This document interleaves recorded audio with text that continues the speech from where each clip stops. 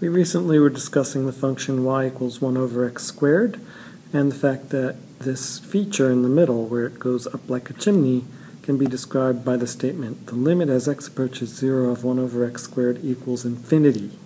What that means is that the function gets arbitrarily large in a sufficiently small neighborhood of 0. Arbitrarily large means that someone could say, for example, does it get even bigger than 10,000? And someone will always be able to respond with a neighborhood that keeps the function higher than 10,000. In this case, if you're in this neighborhood, delta equals 0.01 means you're going between negative 0.01 and positive 0.01, but you're ignoring what happens to the function at 0. Then you know everywhere in that neighborhood the function, I'll shade the part of the function with red that's in the neighborhood. So everywhere in that neighborhood the function is higher than 10,000. Here's a graph of y equals 10,000. Whatever number is named by this purple person, no matter how large a number she names, this green person is going to be able to come up with a neighborhood that keeps the function 1 over x squared higher than that number. That's why this limit statement is true about the function 1 over x squared. Now what about the function 1 over x? Can we also say that the limit as x approaches 0 of 1 over x equals infinity? We cannot. We have to say that the limit as x approaches 0 of 1 over x does not exist.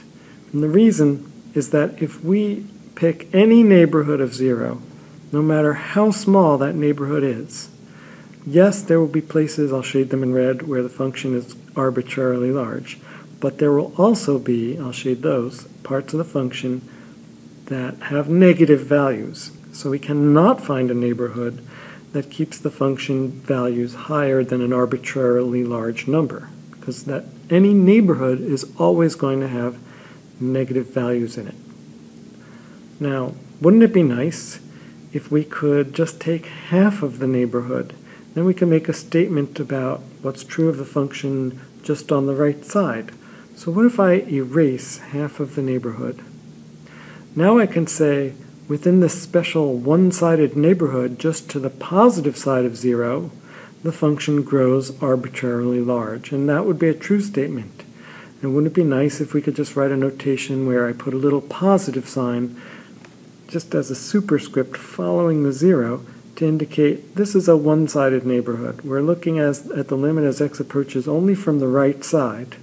And we could say that limit's equal to infinity.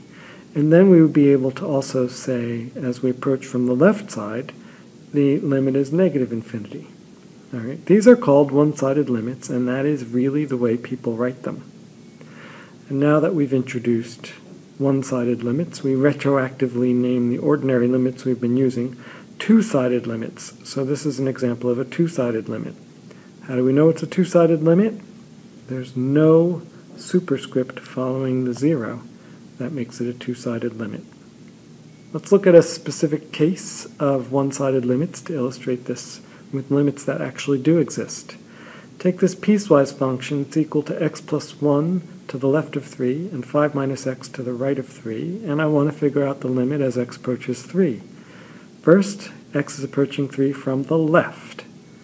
Well, to the left of 3, we're at values of the function determined by this formula, x plus 1.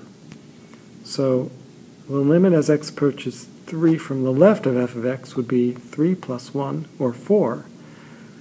And the limit as x approaches 3 from the right of f of x, now where it places to the right of f of x, we're going to use this formula, 5 minus x. So that limit is 5 minus 3, or 2. And I've evaluated the two limits, the two one-sided limits at 3. And now to understand this graphically, look at a picture of a graph of the function. The function looks like this, and you can see that as you approach 3 from the left, the function approaches 4. And as you approach 3 from the right, the value of the function approaches 2. So there are the one-sided limits of f of x at 3. Now what about the two-sided limit? What about the limit as x approaches 3 of f of x? We have to say that does not exist. We know it's a two-sided limit, again, because there's no superscript. And when you have no superscript, you assume it's a two-sided limit. And there is no two-sided neighborhood of 3 that keeps the function arbitrarily close to any specific value. As a general rule, you can say whenever the one-sided limits are unequal, like in this case, one of them's 4, the other one's 2, then that implies that the two-sided limit does not exist. So in summary, a one-sided limit is indicated by a little superscript following the number x is approaching, and it just means that x is approaching from only one side. Always remember that if x is approaching some real number and you don't have a superscript, that you are approaching from both sides.